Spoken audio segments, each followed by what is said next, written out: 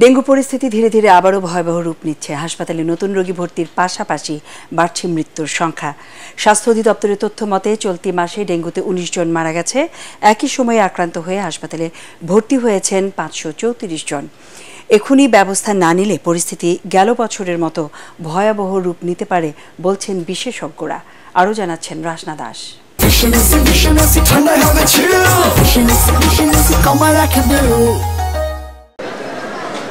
চতুর্থ শ্রেণীর ছাত্রী আশফিয়া গত ৮ দিন ধরে ডেঙ্গুতে আক্রান্ত। ভর্তি হয়ে চিকিৎসা নিচ্ছেন রাজধানীর মুগদা জেনারেল হাসপাতালে।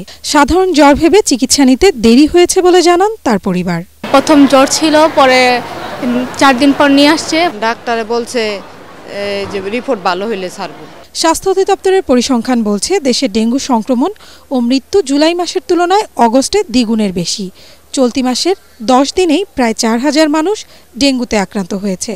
এবছর মৃতের সংখ্যা ১০০-র ঘর ছাড়িয়েছে। ৪ দিনের দিন ডেঙ্গু টেস্ট করে তখন পজিটিভ আসে। বাসায় থাকলে তো ট্রিটমেন্ট পুরোপুরি হবে না। চিকিৎসকরা বলছেন দেরিতে হাসপাতালে আসার কারণে বেশিরভাগ মৃত্যু হয়েছে।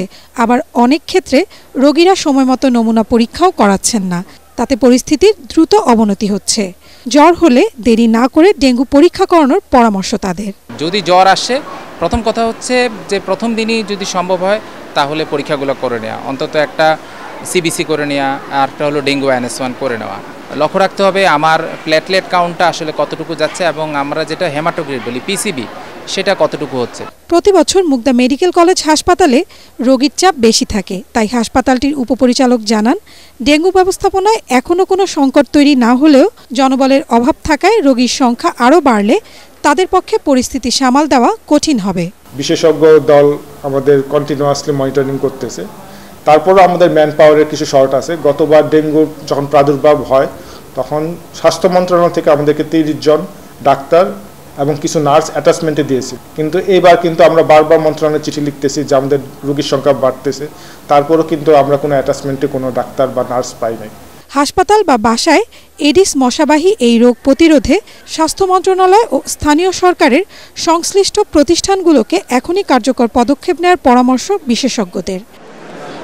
রাসনা দাস, ATN বাংলা, ঢাকা।